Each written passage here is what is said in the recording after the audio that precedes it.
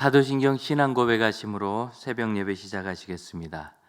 전능하사 천지를 만드신 하나님 아버지를 내가 믿사오며 그 외아들 우리 주 예수 그리스도를 믿사오니 이는 성령으로 잉태하사 동정녀 마리아에게 나시고 본디오 빌라도에게 고난을 받으사 십자가에 못 박혀 죽으시고 장사한 지 사흘 만에 죽은 자 가운데서 다시 살아나시며 하늘에 오르사 전능하신 하나님 우편에 앉아 계시다가 저리로서 산 자와 죽은 자를 심판하러 오시리라. 성령을 믿사오며 거룩한 공회와 성도가 서로 교통하는 것과 죄를 사하여 주시는 것과 몸이 다시 사는 것과 영원히 사는 것을 믿사옵나이다. 아멘. 찬송가 539장입니다. 539장 너 예수께 조용히 나가 1절과 2절, 2절 찬양하겠습니다. 찬양합니다.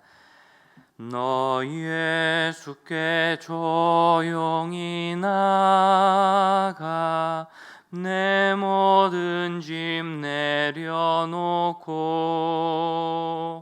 주 십자가 사랑을 믿어 죄사함을 너 받으라.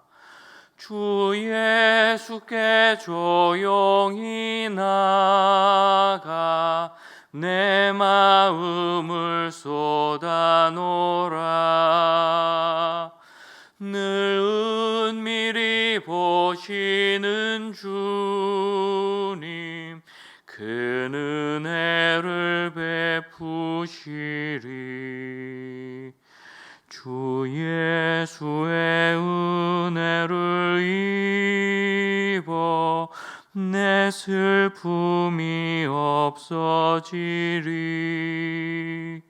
내 이웃을 늘 사랑하여 너 받은 것 거저 주라. 주 예수께 조용히 나가 내 마음을 쏟아놓으라.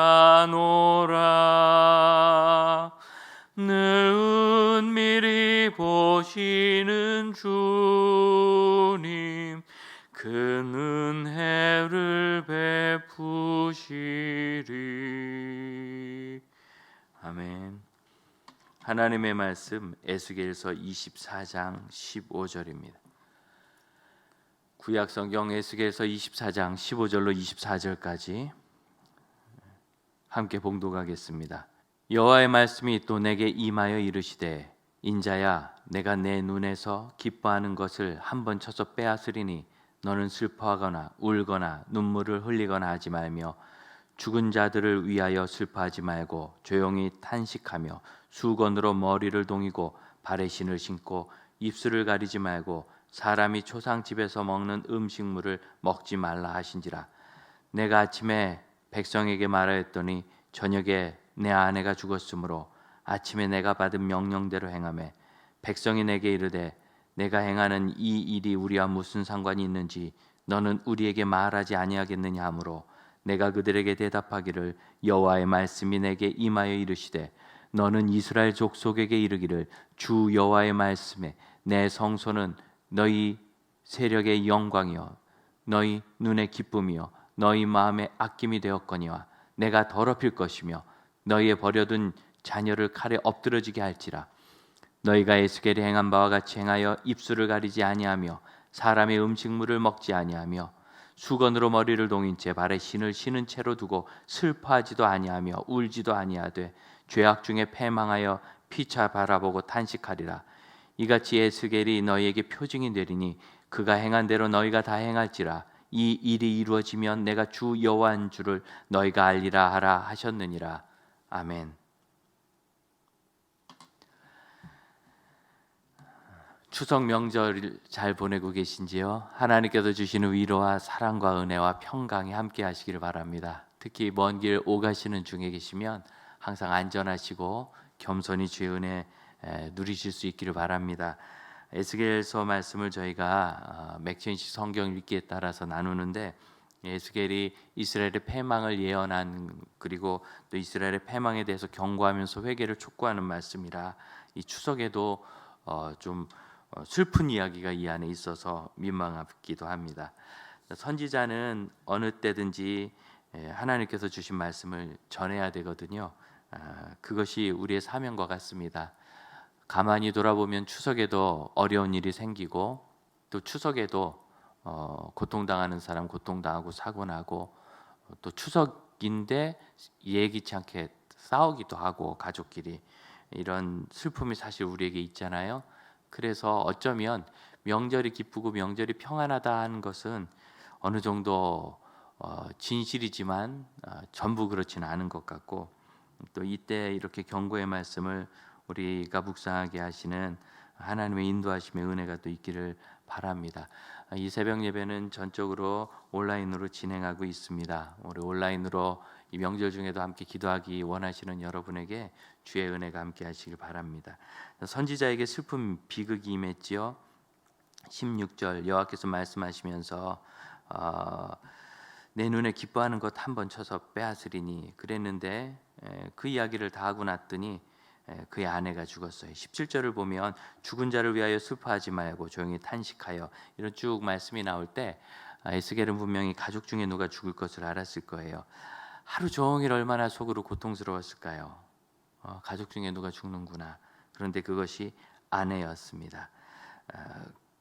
그것을 보고 이스라엘 백성들이 이 뜻이 무엇이냐고 물을 때 그가 하나님의 말씀을 전하는데, 19절 이하에 있죠. 21절의 핵심입니다. 이스라엘 족속에게 이르기를 주 여호와의 말씀에 내 성소는 너희 세력의 영광이요. 하나님의 성전을 너희가 참 기뻐하고 자랑스러워했는데 그것들을 다 엎어버리고 무너뜨릴 것이고, 너의 자녀들도 다 잡힐 것이고, 가족들이 죽어도 슬퍼도 못하고, 또 그 상가 음식을 먹지도 못하고, 그분들이 이제 가족이 죽으면 하는 그런 초상 행위가 있는데, 우리 민족이 하는 것처럼 이분들이 하는 행위를 아무도 하지 못하는 것은 그걸 할 정신도 없이 심한 멸망이 있을 것이다, 그런 말씀입니다. 이 말씀 자체를 놓고 보면 굉장히 부담스럽고 적절하지 않고 정당하지 않다는 생각이 드는데, 24장 전체를 이해할 필요가 있습니다. 핵심은 뭐냐면 하나님께서 그렇게 이스라엘을 사랑하셨다는 거예요. 지금 선지자의 아내가 죽었기 때문에 이 선지자에게 비극이죠. 뭐 먼 나라의 사람이나 같은 마을에 있더라도 아는 사람 누가 죽었다 그러면 슬프기는 해도 그렇게 큰 비극은 아닐 겁니다. 아내니까 그렇죠. 그만큼 이스라엘의 패망에 대해서 하나님께서 그렇게 아내를 잃은 것처럼 슬퍼하시고 가슴 아파하시고, 또 24장 전체가 그런 가운데서도 이 심판을 시행할 수밖에 없는 그 상황을 보여줍니다. 1절부터 14절을 여러분 읽으시면 녹슨 가마솥의 비유가 나오거든요. 이 솥이 아주 상했는데 거기에 좋은 고기를 넣고 삶고 뭐 마음대로 건져가든지 한번 해보라고. 그런데 그 고기, 결국 가마솥 안에 있는 고기는 계속 졸여가지고 국물을 졸이고 다 불태워버린 다음에 이 솥을 통째로 불 속에 집어넣어서 계속 달궈가지고 안에 있는 더러운 것을 다 태워버리겠다. 그건 이제 정결케 하겠다, 그런 뜻이거든요. 그 의미 안에서 이 이스라엘의 패망을 이야기합니다. 그런데 이 24장 1절을 보면 아홉 해 열째 달 열째 날 이렇게 나오거든요. 아홉째 해 열째 달, 이때 이제 이스라엘 패망의 시작이 있습니다. 뭐냐면 예루살렘 성을 바벨론 왕이 와서 이렇게 둘러싸고 공략하기 시작해요. 1년 반 정도 공격을 했거든요. 그 공격이 시작되는 때입니다. 그러니까 큰 불행이 지금 예루살렘에 있는 거예요. 선지자가 그 소식을 듣지는 못했을 겁니다. 예루살렘의 소식이 바벨론까지 올 때 보통 빠르면 한 석 달에서 반년 정도 걸렸거든요. 옛날이니까 그렇습니다. 그래서 24장을 전체로 볼 때, 그렇게 볼 때 이런 하나님의 특별한 사랑과 그럼에도 불구하고 예루살렘에 임한 어쩔 수 없는 그들의 심판, 멸망, 이것을 염두에 두고 읽어야 이해가 됩니다. 이제 예루살렘에서 뭐 파바를 보내면 며칠이면 가겠지만 한 일주일이면 가는데, 그런데 실질적으로 자연스럽게 소식이 전해올 때는 반년 정도 걸렸다 그럽니다.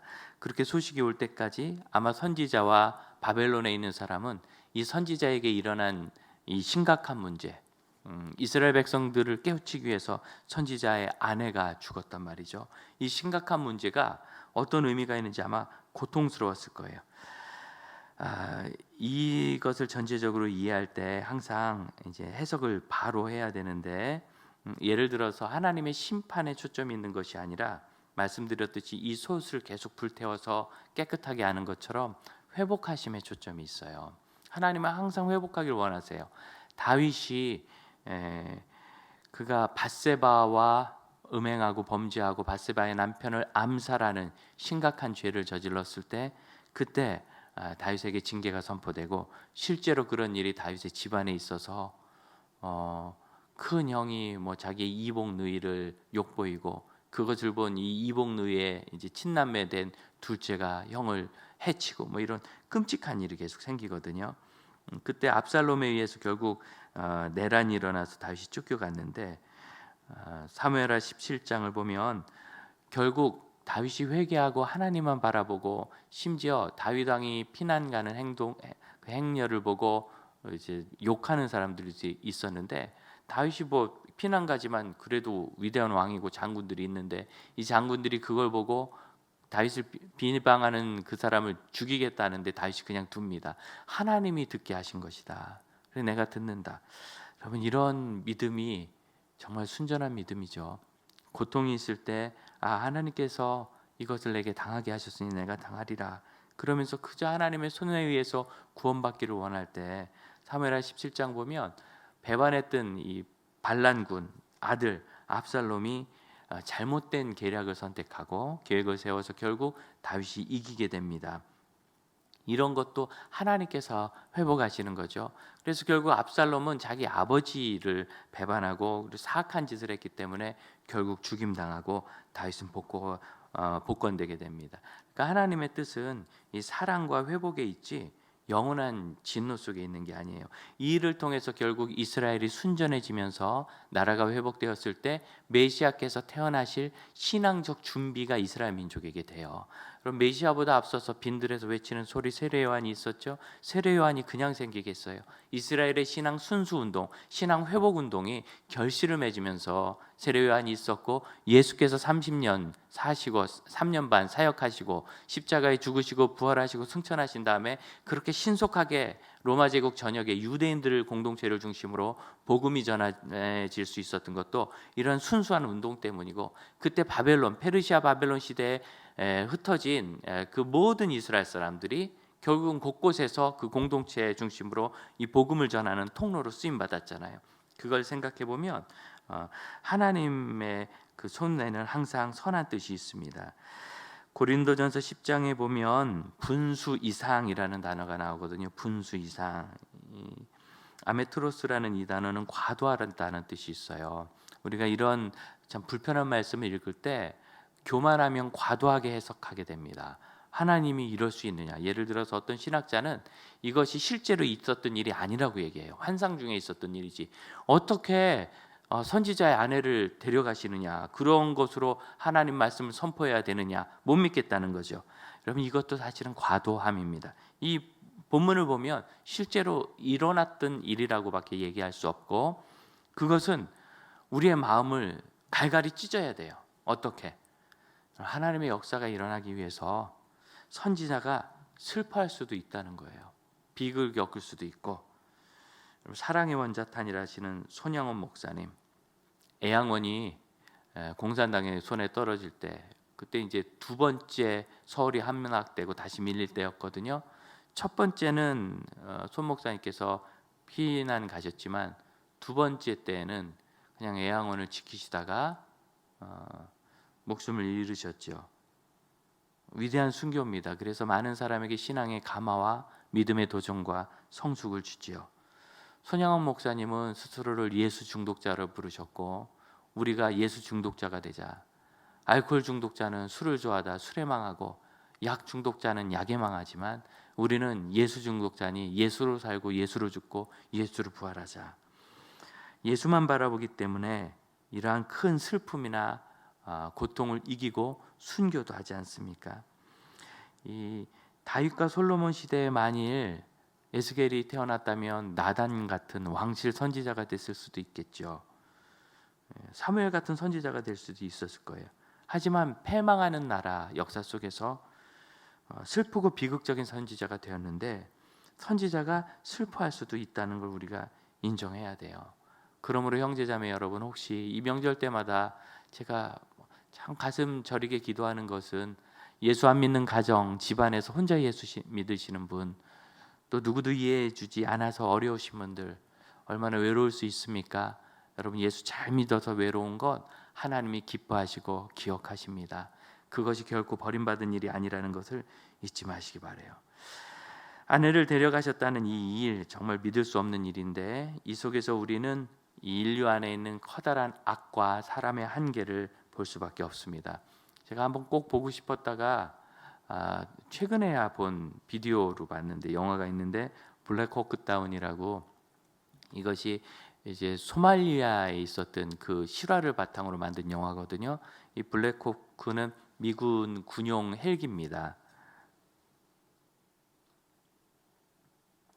뭐 세계 최강의 공격 헬기다, 뭐 이런 얘기도 하고 그러는데, 그런 헬기가 떨어진 그 이야기인데, 이제 소말리아의 수도 모가디슈, 미군이 먼저 들어가서 평정한 이유가, 독재자가 국민들이 뭐 죽어나가든 말든 식량을 무기와 도구 삼아서 악행을 행하니까 30만이 죽었다 그래요. 굶어 죽은 사람이.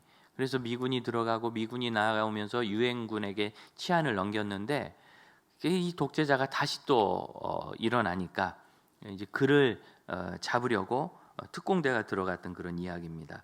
제가 보면서 이 영화가 아주 전쟁의 끔찍한 실상을, 그리고 그 어려움을 그대로 보여준 영화로, 사실주의적 전쟁 묘사라는데 그걸 아주 유명하거든요. 제가 거기 보면서 정말 전쟁이 일어나면 저렇겠다, 너무나 끔찍한 어려움. 그때 미군 특공대가 19명이 죽었고, 소말리아 그 수도 모가디슈에서 있었던 일인데, 이 모가디슈에 있는 민병대죠. 민병대는 1000명 이상이 죽었답니다. 어마어마한 숫자지. 이 말이 좋아 1000명이지, 그게 아무리 전쟁터라도 도시에 있는 시가전에서 이게 참 어려운 일입니다. 물론 미군 19명에 비하면 1000명은 너무나 많은 숫자인데, 왜 이렇게 됐는가? 영화가 그대로인 것 같아요. 뭐 옆에서 죽어도 막 쫓아가요. 몇 명 안 되는 거 아니까 무조건 잡겠다고. 그래서 죽든 말든 뭐 이런 식으로 거의 악에 바친 사람들처럼. 그때 지휘하던 지휘관이, 이거 우리가 너무 서둘러서 섣부르게 이 작전을 했다, 그러면서 불구덩이를 들쑤셨다, 그러면서 아주 난리가 나가지고 갇힌 사람들, 그 헬기가 추락하고 그것 때문에 갇힌 사람, 다친 사람, 죽은 이의 시신까지 그걸 수거하려고, 수습하려고 애쓰는 것을 간에서 봤습니다. 그런 걸 보면서 너무너무 끔찍하거나, 여러분, 이 영화가 보여주는 것 자체가 사람의 악함 아니겠어요? 어떻게 30만 명이 굶어 죽도록 나라의 지도자라는 사람이 자기 배만 두드리고 정권만 유지하느냐 말이죠. 30만, 1000명, 19, 그 비극에 비하면 이 한 명 선지자의 아내, 만일 그가 포로로 끌려오지 않았다면 예루살렘에서 끔찍한 죽음을 당했을 거거든요. 그때 1년 반 예루살렘이 갇혔을 때 부모가 자식을 잡아먹는 일이 있었고, 왕은 나중에 잡혀서 눈이 뽑힌 다음에 바벨론에 끌려와서 처형당했어요. 처참한 일을 당했어요. 그런데 그런 일을 겪지 않고 뭐 큰 고통 가운데 그랬겠습니까? 그 밤에 들어가신 거 보면 이 아내가 갑작스러운 죽음을 맞은 건데, 뭐 그런 끔찍한 죽음은 아니었겠죠. 슬프지만 주 70년에 예루살렘이 멸망당할 때, 그때도 뭐 처절했는데, 그때 교회사가는 이렇게 기록했어요. 그 지역의 큰 도시들이 유대 포로 가운데 건장한 사람들을 잡아다가 서로 싸우게 하거나 맹수와 싸우게 하는 경기, 이게 무슨 경기인지 아시죠? 그런 것들을 했다. 그러니까 그때 예루살렘에 살아남았던 사람 중에 건장한 남자들은 끔찍한 일을 당한 거예요. 또한 많은 포로들을 죽였다. 포로인데 죽였어요. 그리고 나중에 이들이 이제 유대인들 1000여 명이 마사다라는 요새로 들어가서 거기서 항전하는데, 그 요새를 무너뜨릴 때 앞에 토성을 쌓는데, 그 앞에 토성을 예루살렘에서 잡은 포로를 데려다 쌓았대요. 그러니까 자기네 동포가 포로로 끌려와서 토성을 쌓으니까 마사대에서 그걸 내려다보면서도 그들을 공격하지 못하고 결국 함락될 때 그 안에 거의 1,000명 되는 남성과 여성과 노인과 아이들이 있었는데, 이들이 예루살렘의 소식도 알고 또 과거 유대가 바벨론에 함락될 때 일도 알고 또 로마 사람들이 반역자들을 어떻게 취급하는 거 아니까 그럼 십자가형이 그런 사람들에게 있었거든요. 살아서 성적으로 능욕당하고 평생 끔찍한 그러한 일을 당하느니 여기서 그냥 우리가 끝내자 이래가지고 남자들이 가족들을 끌어안고 울면서 다 죽이고, 그리고 남아있는 남자들 10명 뽑아서 10명이 죽이고 1명을 제비 뽑아서 나머지 9명을 죽이고 성 안에 불을 지르고 자기도 죽었다. 이런 끔찍한 죽음들이 있잖아요. 이게 전쟁입니다. 그런데 여러분 지금 이 에스겔 선지자가 이 24장을 예언할 때 그런 끔찍한 일이 지금 유대 예루살렘에 있는 거예요. 그러니까 그런 배경 속에서 이 말씀을 본다면 사실은 이렇게 소천한 선지자의 아내는 정말 복된 이 세상에 이별을 한 거죠. 그것이 잘한 일이라 결국 할 수 없지만 저는 선지자가 이 일로 슬펐지만 예루살렘의 멸망 소식을 그가 이후에 듣게 되었을 때 아마 자신들의 가정을 하나님이 돌보신 것이라고 그렇게 말하지 않았을까. 시편 72편은 이렇게 말합니다. 18절 19절 홀로 놀라운 일을 행하시는 여호와 하나님 이스라엘의 하나님 찬송하라. 그 영화로운 이름이 영원히 찬송받을지어다. 온 땅에 그의 영광이 충만할지어다. 아멘 아멘. 이렇게 끝나요. 아멘 아멘.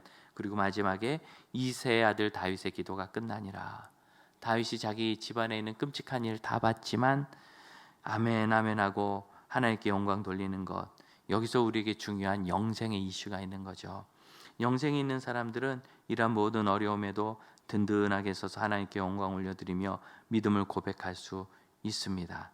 어려운 일을 당할 때 우리 인간의 문제는 하나님은 그러시면 안 되지 이렇게 아주 이기적이고 교만하게 생각하는 거예요. 물론 하나님은 그런 거 기뻐하시지 않습니다. 하지만 이 24장이 얘기하는 것처럼 그런 고통이 있어야 결국 그들이 죄로부터 벗어나니, 이게 참 아이러니하고 슬픈 일이죠. 우리의 교만이에요. 이런 교만, 하나님의 심판을 받아들이지 못하는 교만을 버리고 진실로 하나님 앞에 겸손히 서야 합니다. 사랑하는 형제자매 여러분, 진실로 사랑하며 기도하는 마음으로 우리 가족을 대합시다. 우리는 그런 끔찍한 시대에 살고 있지 않지만 불과 50년 전에 우리 조상들은 유교의 끔찍한 일을 그렇게 겪었고 100년 전에는 일제시대의 끔찍한 일, 그 사이에는 대동아전쟁 포로로 끌려가서 일본군의 총알바지로 성적 놀이개로 얼마나 끔찍한 일을 우리가 당했습니까? 별로 오래전도 아니에요. 인류사에 비하면 100년도 안 된 이야기예요. 그 속에서 오늘날 이런 행복과 평안을 당연한 듯 그렇게 받아들이다가 코로나19로 조금 어려우니까 세상이 종말이라도 온 것처럼 원망하고 분노를 냈었고, 글쎄요, 이 선지자의 고통 앞에서 과도하다고 말해야 되지 않겠습니까? 오늘 하나님이 이렇게 좋은 기회를 주셨을 때 많이 사랑하시고 다투지 않도록 조심하시고 기도하고 진실한 마음으로 가족을 대하십시오. 또한 자신을 돌아보고 새로운 다짐을 시도합시다. 이 명절 연휴잖아요. 끝난 후에 내가 어떤 삶을 또 살리라 다짐하시고 그것을 또 시행하시고 그런 복된 믿음의 형제 자매들 되시기를 바랍니다. 우리가 불렀던 찬송 539장 3절 4절을 마저 부르고 우리 같이 기도하겠습니다. 특별히 이 명절에 깨어서 기도하시는 여러분에게 이 선지자의 은혜가 임하고 이런 고통이 없을지라도 우리가 이 끔찍한 세상을 바라보며 충분히 고통받는 그런 마음을 품을 수 있기를 바랍니다. 539장 3절 4절입니다. 주 예수를 친구로 삼아 늘 내 옆에 모시어라. 그 영원한 생명샘물에 내 마른 목 죽이어라. 주 예수께 조용히 나가 내 마음을 쏟아놓으라. 늘 은밀히 보시는 주님, 그 은혜를 베푸시리. 너 주님과 사귀어 살면 새 생명이 넘치리라. 주 예수를 찾는 이 앞에 참 밝은 빛 비추어라. 주 예수께 조용히 나가 내 마음을 쏟아놓으라. 늘 은밀히 보시는 주님, 그 은혜를 베푸시리. 아멘. 기도하겠습니다. 주님, 저희에게 좋은 명절 주셔서 쉴 수 있어 감사하고 이 명절에 가족과 함께하여 위로할 수 있어 감사하며 또한 하나님의 나라를 돌아볼 수 있어 감사합니다. 어디에 있든지 이 세계는 슬픔과 절망과 안타까운 일이 가득하지만 주여 구하옵나니 믿음의 가정들이 그 위험을 피할 수 있도록 보호의 손길을 내려주시고 저희가 그런 어려움 없이도 하나님의 뜻에 순종하며 주를 따르고 발견하는 믿음의 사람들 되게 하여 주옵소서. 주님, 언제든지 고통 앞에서 선지자가 하나님의 뜻을 선포한 것처럼 저희가 어려운 일을 겪을 때 더 하나님을 믿고 선포할 수 있도록 은혜 베풀어 주옵소서. 어떤 경우든지 자신의 고통을 과도하게 해석하지 말게 하여 주시고 분수 이상으로 교만하지 말게 하시며 진실로 다윗처럼 겸손하여서 그가 위대한 대왕이 되고 세계 끝까지 명성이 퍼졌음에도 불구하고 아멘 아멘 했던 하나님의 영광을 바라보는 참 믿음의 사람들 되게 하옵소서. 주님, 기도합니다. 이 명절 기간에 이동하는 동안 항상 안전하게 하옵소서. 겸손하여 자신의 안위를 돌아볼 수 있게 하여 주시고 하나님께 부탁할 수 있게 하시며 이웃을 보호하게 하시고 가족을 사랑하게 하시며 다툼이나 주장함이 아니라 예수 그리스도의 겸손함으로 가족을 변화시키며 선지자적 사명과 전도자의 사명을 감당할 수 있도록 은혜 베풀어 주옵소서. 주께서 믿음의 가정을 지키시며 어디에 있든지 하나님께 영광 돌리는 사람 되게 하실 줄로 믿고 주님 명하신 기도를 함께 고백하오니 하늘에 계신 우리 아버지여, 이름이 거룩히 여김을 받으시오며 나라가 임하시오며 뜻이 하늘에서 이루어진 것 같이 땅에서도 이루어지이다. 오늘 우리에게 일용할 양식을 주시옵고 우리가 우리에게 죄 지은 자를 사해 준 것 같이 우리 죄를 사하여 주시옵고 우리를 시험에 들게 하지 마시옵고 다만 악에서 구하시옵소서. 나라와 권세와 영광이 아버지께 영원히 있사옵나이다. 아멘. 감사합니다. 오늘 에스겔서 읽으면서 정해진 본문이라 상당히 부담스럽고 슬픈 본문이지만 이 일이 역사 가운데 있었고 이 세상 종말에는 있을 것이고 지금은 우리가 다윗의 평화, 솔로몬 성전의 평화 시대를 살고 있으니 이때 바로 사명 감당하는 사람이 되도록 그렇게 결심하시기를 바랍니다. 가족을 위해서 기도하시고요. 우리 믿음의 가정들 오가는 동안 하나님께서 평안을 주시도록 기도해 주십시오. 코로나19로 어려워하는 이 나라와 국민들, 전 세계 사람들, 의료진들을 위해서도 기도해 주시길 바랍니다. 그럼 복된 하루 되십시오.